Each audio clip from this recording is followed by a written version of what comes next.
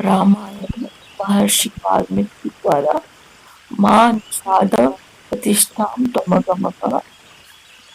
एक दिन दोपहर के समय महर्षि वाल्मीकि तमसा नदी के किनारे प्रकृति की सुंदरता का आनंद ले रहे थे। वसंत की सुहावनी ऋतु थी। वन पर्वत सब हरे भरे थे। भांति भांति के पक्षी कलरव कर रहे थे। तमसा मलिन गति से बह रही थी। नदी का जल निर्मल था। उसमें तैरती हुई मछलियां चमक रही थी और नदी तल भी साफ दिखाई दे रहा था। नदी के किनारे लंबी चोंच वाले चटकीले रंग के पक्षी एक पास में ध्यान लगाकर बैठे थे। उनमें से कभी कोई तेजी से तीर की तरह उड़ता और पानी में चोंच डुबोकर कुछ पकड़ कर ले जाता।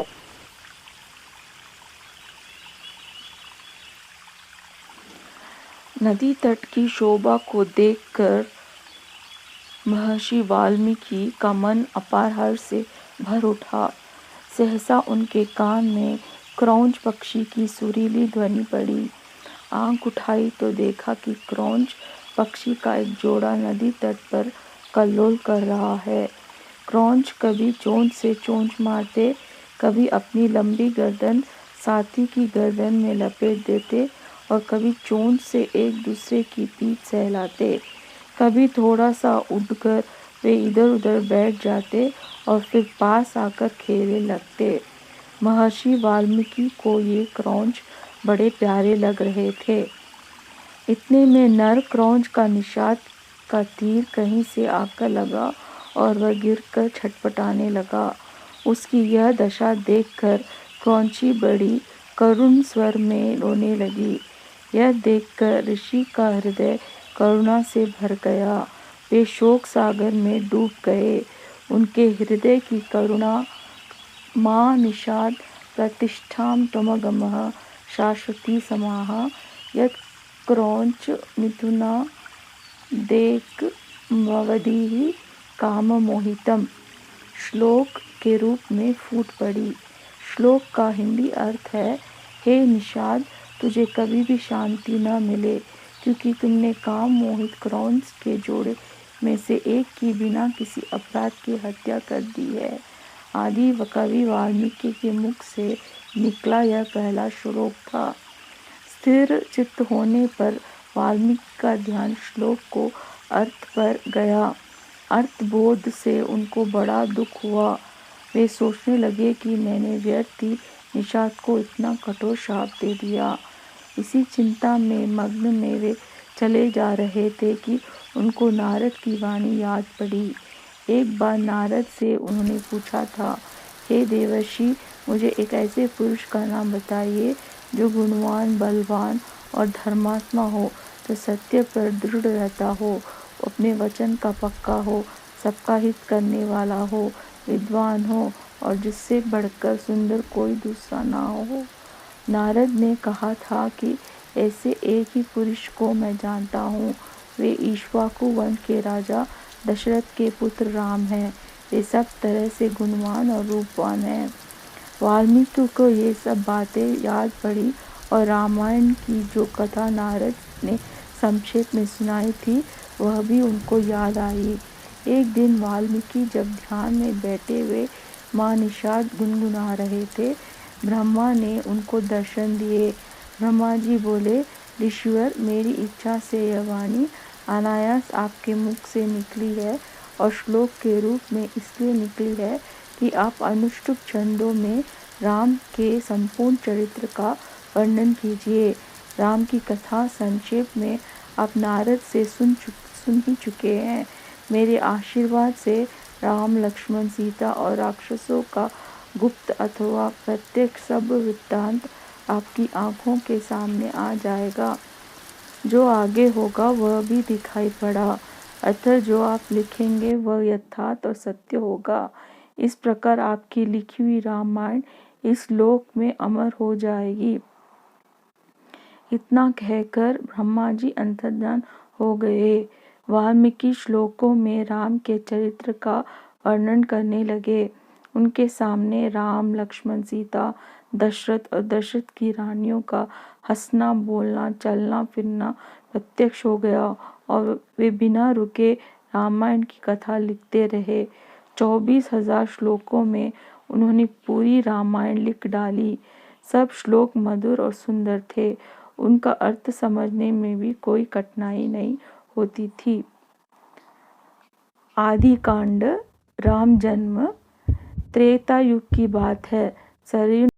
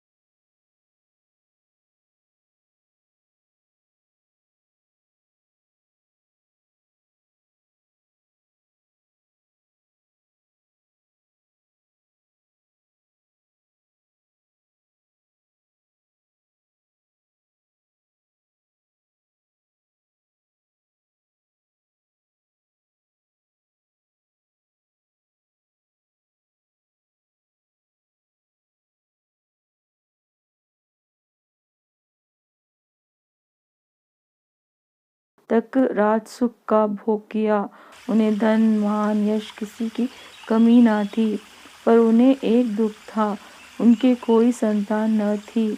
जीवन उन्हें सूना सा लगता था। उनकी रानियां कौशल्या, सुमित्रा और कैकेयी भी इस कारण दुखी रहती थी। राजा ने इस विषय में अपने मंत्रियों और पुरोहितों से बात की। सबकी सलाह से यह निश्चय हुआ कि पुत्रेष्टि यज्ञ किया जाए। सुमंत्र ने प्रस्ताव किया कि महान तपस्वी ऋषि श्रृंग के यज्ञ का आचार्य बनाया जाए। यह राय सबको पसंद आई। यज्ञ की तैयारियां होने लगी। राजा दशरथ स्वयं ऋषि श्रृंग को बुलाने गए। सब राजाओं को निमंत्रण दिया गया। उनके ऋषि मुनि भी आमंत्रित होकर आए। सरयू नदी के किनारे यज्ञशाला का निर्माण हुआ। ऋषि श्रृंग ने शुभ मुहूर्त में यज्ञ प्रारंभ किया। वेद मंत्रों की मंगल ध्वनि यज्ञशाला में गूंज उठी। अग्नि में आहुतियां पड़ने लगी। राजा दशरथ ने जब अंतिम आहुति डाली तो अग्निदेव स्वयं सोने के पात्र में खीर लेकर उनके सामने प्रकट हो गए। ऋषि श्रृंग ने अग्निदेव से खीर का पात्र ले लिया और राजा दशरथ को देकर कहा कि यह खीर पुत्रदायक है। अपनी रानियों को इसका सेवन कराइए। खीर लेकर राजा ने उसे सिर से लगा लिया। उन्होंने खीर का पात्र कौशल्या को देकर कहा कि तुम इसको बांट लो। कौशल्या ने आधी खीर अपने लिए रख ली, शेष आधी सुमित्रा को दे दी। सुमित्रा ने उस आधे भाग का आधा अपने लिए रखकर शेष भाग कैकेयी को दे दिया। कैकेयी ने उसमें से आधी स्वयं खा ली और आधी सुमित्रा को ही लौटा दी। समय आने पर चैत्र मास के शुक्ल पक्ष की नवमी को बड़ी महारानी कौशल्या के गर्भ से राम ने जन्म लिया। दूसरी दिन सुमित्रा के 2 पुत्र हुए, लक्ष्मण और शत्रुघ्न। कैकेयी के एक पुत्र हुआ, उसका नाम भरत रखा गया। राजा ने बड़ी धूमधाम से पुत्रोत्सव मनाया। राजमहल में मंगलाचार होने लगा और स्त्रियां बधाई गाने लगी। राजा और प्रजा के हर्ष का ठिकाना न रहा।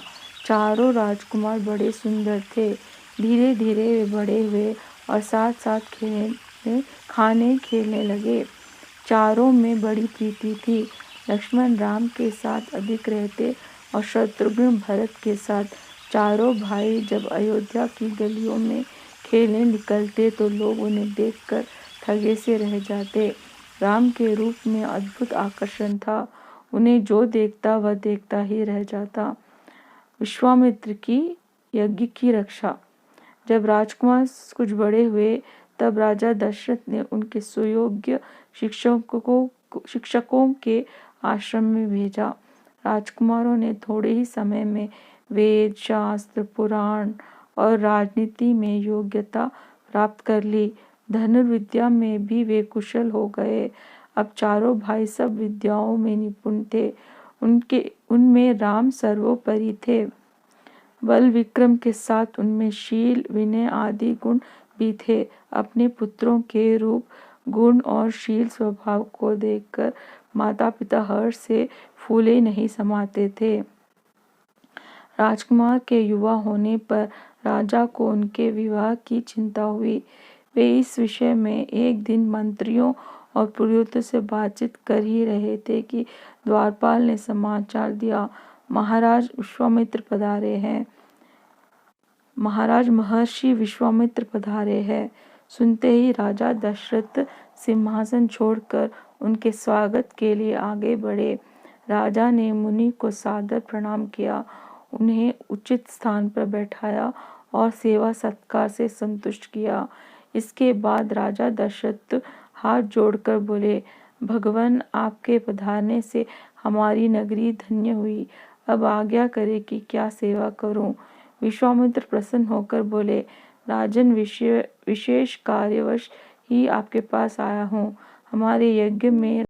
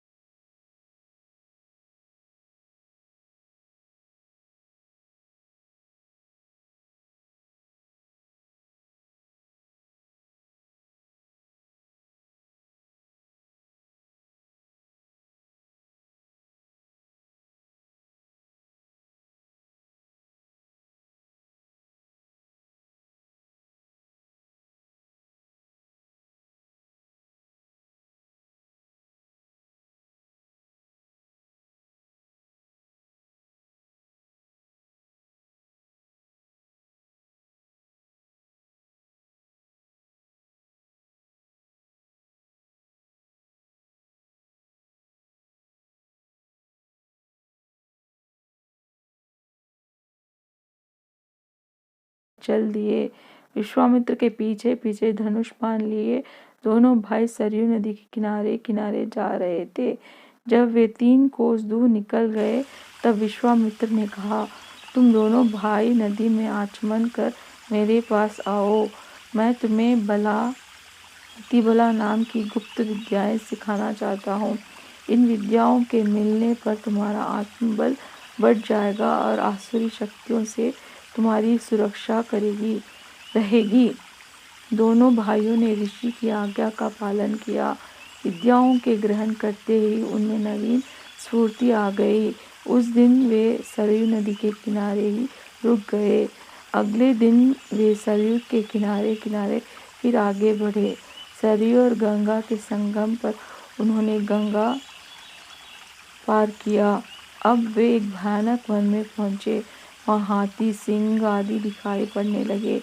हिंसक पशुओं की आवाज़ों से वन गूंज रहा था। महर्षि विश्वामित्र ने बताया, यहाँ से 2 कोस की दूरी पर ताड़का रहती है। वह बड़ी बलवती, भयानक और दुष्टा है। उसने अपने पुत्र मारीच की सहायता से यहाँ के जनपदों को उजाड़ दिया है। आज हमें उसका संहार करना है। स्त्री समझकर उसे छोड़ना ठीक न होगा। राम ने उत्तर दिया, मैं आपकी आज्ञा का पालन करूँगा। यह कहकर उन्होंने धनुष की डोरी खींचकर छोड़ दी। उसकी टंकार से दिशाएं गूंज उठीं। महाराष्ट्री ताड़का भी उसे सुनकर एक और घबरा गई और फिर गरजती हुई दौड़ी। राम के पास पहुंचकर उसने धूल का बादल उड़ाया और पत्थरों की वर्षा करने लगी। राम ने उसे बाणों से घायल कर दिया। तब ताड़का अपनी लंबी बाहें फैलाकर राम पर झपटी। राम ने उसे चारों ओर से बाणों से घेर लिया। फिर उसके हृदय में उन्होंने ऐसा तीक्ष्ण बाण मारा कि वह गिर पड़ी। विश्वामित्र ने राम को गले से लगा लिया। प्रसन्न होकर ऋषि ने दंड चक्र, काल चक्र, ब्रह्मास्त्र आदि अनेक दिव्य अस्त्र राम को दिए। राम और लक्ष्मण के साथ लिए मुनि विश्वामित्र अपने सिद्धाश्रम गए। आश्रमवासियों ने उनका यथोचित सत्कार किया। विश्वामित्र ने उसी दिन यह आरंभ कर दिया। 5 दिन तक यज्ञ निर्विघ्न चलता रहा। छठे दिन आकाश में घोर गर्जन सुनाई पड़ी। देखते देखते ही विशालकाय राक्षस वहां पहुंचे। उनमें से एक ताड़का का पुत्र मारीच था और दूसरा उसका साथी सुबाहु। इन राक्षसों के पीछे बहुत बड़ी सेना भी थी। राम ने मारीच पर मानवास्त्र चलाया। उसके आघात से वह मूर्छित हो गया और बहुत दूर समुद्र के किनारे जा गिरा। जब उसे होश आया तो वह दक्षिण की ओर भाग गया। सुबाहु को राम ने आग्नेयास्त्र से मार डाला और सारी राक्षस सेना का वायव्य अस्त्र से संहार कर दिया। विश्वामित्र का यज्ञ निर्विघ्न समाप्त हो गया। सब ऋषि राम की प्रशंसा करने लगे। विश्वामित्र ने राम को हृदय से गले लगा लिया। राम ने मुनि के चरणों में प्रणाम किया और हाथ जोड़कर पूछा, अब हमारे लिए कोई क्या आज्ञा है? विश्वामित्र ने बड़े स्नेह से कहा, वत्स, मिथिला के राजा जनक को तो तुम जानते होगे। वहाँ बहुत बड़ा यज्ञ हो रहा है। हम लोगों को वहाँ जाना है। तुम दोनों भाई भी हमारे साथ चलो। राजा जनक के यहाँ एक विचित्र धनुष है, उसे कोई भी नहीं उठा पाता। वह धनुष भी तुम देखना। जनकपुरी में राम और लक्ष्मण विश्वामित्र के साथ दोनों राजकुमार मिथिला के लिए चल पड़े। सिद्धाश्रम के अनेक अन्य ऋषि भी साथ में थे। विश्वामित्र तरह तरह की पौराणिक कथाएं सुनाते जाते। नए स्थानों और वनों के विषय में राम उनसे पूछते और मुनि बड़े प्रेम से उनकी कथा बताते। सोन नदी को पार कर वे सब एक बड़े सुंदर प्रदेश में पहुंचे। राम ने उस देश के बारे में मुनि से पूछा। विश्वामित्र ने बताया कि यह मेरा ही देश है। बहुत पहले मैं यहाँ का राजा था। इसी प्रसंग में उन्होंने अपने पूर्वजों के संबंध में भी राम लक्ष्मण को बताया। रात को विश्राम कर वे फिर आगे बढ़े। विश्वामित्र ने गंगा जी की उत्पत्ति, पार्वती की कथा और स्वामी कार्तिक के जन्म की कहानी राम लक्ष्मण को मार्ग में सुनाई। जब वे मिथिला के निकट पहुंचे तो नगर के बाहर उन्हें एक सूना सा आश्रम दिखाई पड़ा। राम ने उसके विषय में जानना चाहा। ऋषि बोले, किसी समय यह गौतम मुनि का आश्रम था। जब वे अपनी पत्नी अहल्या के साथ यहाँ रहते थे, तब इसकी शोभा अद्भुत थी। एक दिन बड़ी दुखद घटना हुई। एक रात को सवेरे हो जाने के भ्रम में जब गौतम ऋषि गंगा स्नान को चले गए, तो उन्हीं की भेष में इंद्र आश्रम में घुस आया।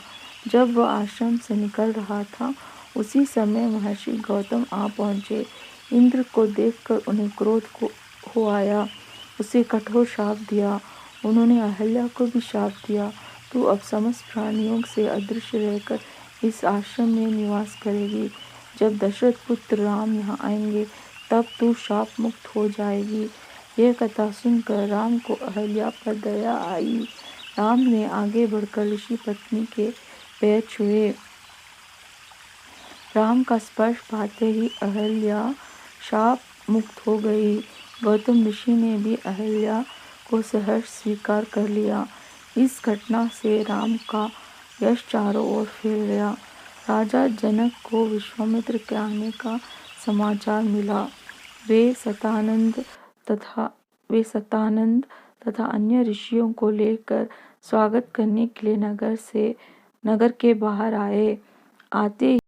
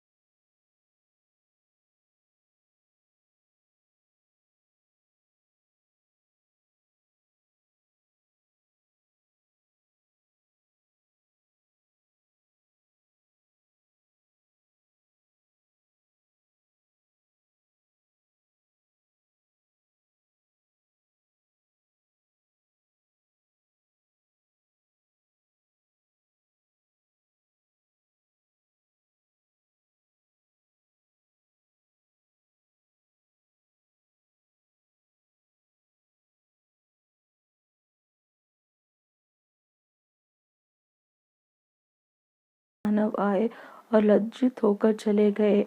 गुरु का संकेत पाकर राम ने धनुष सहज ही उठा लिया और ज्यों ही प्रत्यंचा चढ़ाकर उसे खींचना चाहा कि वह बीच में टूटकर दो टुकड़े हो गया। वज्रपात जैसा भयंकर नाद हुआ और पृथ्वी कांपने लगी। धनुष टूटते ही राजा जनक के हर्ष का ठिकाना न रहा। राम के सौंदर्य और बल विक्रम को देखकर वे बोले, मुनिवर, आपकी कृपा से मुझे अपनी प्यारी बेटी के लिए मनचाहा वर मिल गया। अगर आपकी अनुमति मिल जाए तो मैं महाराज दशरथ के पास संदेश भेजकर बारात ले आने का निमंत्रण भेज दूं। विश्वामित्र बोले, शुभ कार्य में देर क्यों की जाए। राजा जनक ने अपने चतुर मंत्रियों की शीघ्रगामी रथ द्वारा अयोध्या जाने की आज्ञा दी। राम विवाह। राजा जनक के मंत्रियों द्वारा राम लक्ष्मण का समाचार पाकर राजा दशरथ बड़े आनंदित हुए। धनुर्भंग की बात सुनकर तो उनके आनंद का ठिकाना न रहा। महल में जाकर उन्होंने सब समाचार रानियों को सुनाए। रानियां भी फूली न समाई। गुरु वशिष्ठ की आज्ञा लेकर राजा दशरथ बारात की तैयारी करने लगे। हाथी, घोड़े और रथ सजने लगे। गुरु वशिष्ठ और राजा दशरथ दिव्य रथों पर बैठे चतुरंगिनी सेना के साथ बारात चल पड़ी और 5वें दिन मिथिला जा पहुंची। राजा जनक ने नगर के बाहर आकर बारात का स्वागत किया और भली भांति सजाए गए जनवासे में सबको ले जाकर यथा योग्य ठहराया। विश्वामित्र को जब राजा दशरथ के आने का समाचार मिला, तब दोनों राजकुमारों को लेकर वे जनवासे पहुँचे। राम लक्ष्मण ने पिता के चरणों में प्रणाम किया। राजा दशरथ ने विश्वामित्र के चरण छुए और कहा, मुनिवर, आपकी कृपा से ही यह शुभ दिन मुझे देखने को मिला है। राजा जनक की सारी नगरी जगमग जगमग कर रही थी।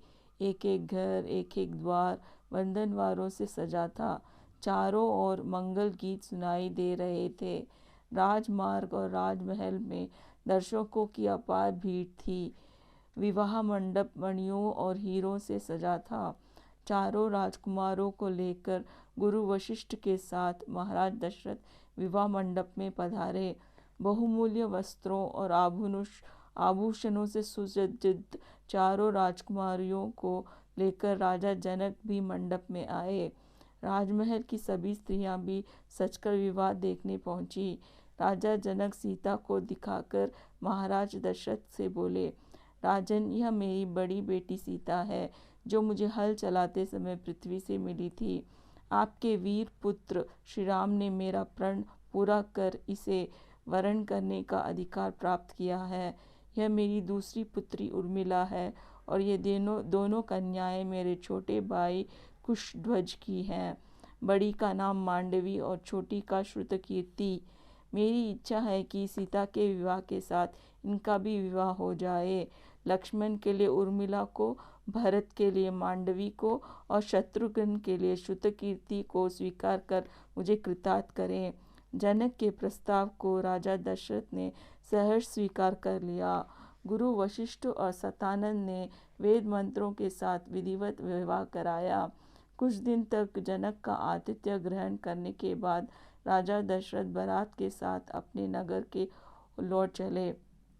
वे कुछ ही दूर गए होंगे कि सहसा क्रोध की साक्षात मूर्ति परशुराम फरसा और धनुष बाण लिए प्रकट हो गए। उन्हें देखते ही अयोध्यावासी डर के मारे अधमरे से हो गए और राजा दशरथ के तो होश ही उड़ गए। राम का रास्ता रोककर परशुराम बोले, राम, शिव के पुराने धनुष को तोड़कर तुम्हारा हौसला बहुत बढ़ गया है। मैं तुम्हारे अहंकार को चूर करूँगा।